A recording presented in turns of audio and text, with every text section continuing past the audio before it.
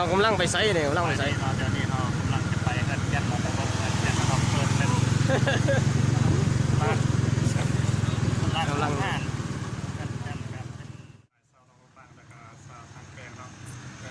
บรรยากาศงามในตอนแรกเนี่ยบรรยากาศในเฮือนจันทร์เนาะมีการวางแสดงแทนสินค้าเนาะกับอาหารแบบสไตล์เราเพราะว่าเป็นร้านอาหารซองเราเพราะว่าเขาเริ่มเปิดตามแต่เมื่อวานนี้เสาร์ที่จะเป็นตามแต่การที่เขาจะประชาชนและทำเป็นอะไรกันโอเค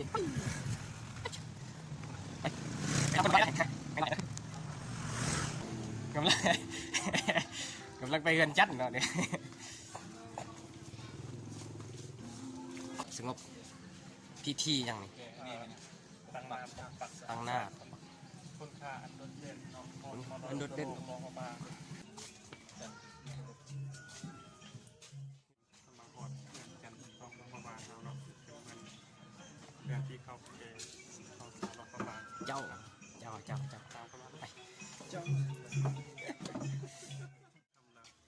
คนเลิกงานเลิกเรียกว่าแต่จะมาทำงานคนโอ้บรรยากาศ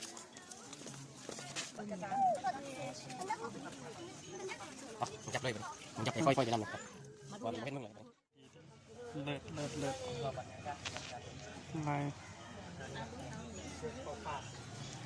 ลายมือมาดาไปดีตัวนี้มันเอามาแต่ทานได้ก่อนรมไซโอ้มาไก่เนาะมาแต่รมไซอันนี้เป็นพี่น้องทางรมไซมาขายเสื้อผ้าขายซิน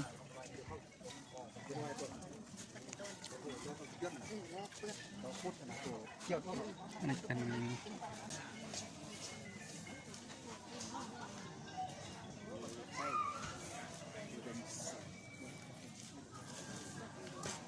บธรรมดาความเก่งของเพื่อน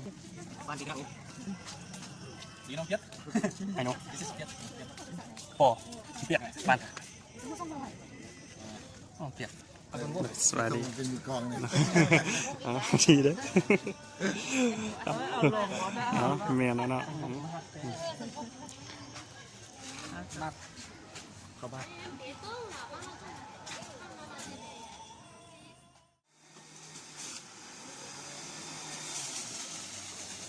หมักไม้สด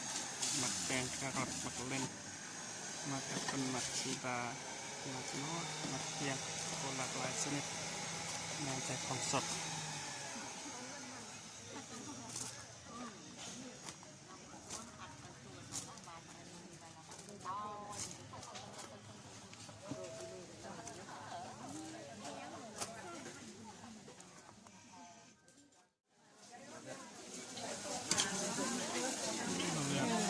เป็นมัน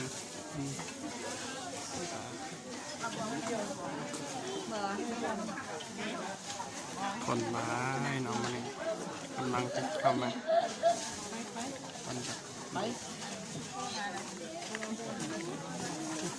โอ้สบายดีเนาะอันนี้ขายมันยังเนาะเนี่ยนะมันบางคนขายกันงามเยอะแมนมาแต่ทางด้านเนี่ยทานได้ขายมันยังเดียวขายน้ำหวานอาหารนี่ยิงขนมโมเกงขนมโมเกงแล้วก็อย่าลืมมาอุดหนุนพันธุ์เด้อนี่แซ่บอาจารย์เป็นอันนี้เป็นแหนมมันยังเด็กอ่ะอันนี้เป็นแหนมเป็ดแหนมเป็ดเนาะแล้วก็ไก่สมุนไพรแม่ค้าที่ขายครับแม่คนงามๆเลยเนาะอันนี้เป็นข้าวปุ้นอันนี้ผัดไทยไข่กุ้งอันนี้เป็นเสื้อผ้าสารวันเสื้อผ้ามาแต่ทางสารวันเนาะทางไกลมาไกลเนาะไก่สารวัน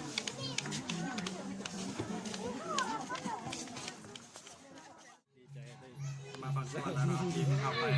เที่ยวเยี่ยมชมสถานที่ทางในของงานจันเนาะแล้วก็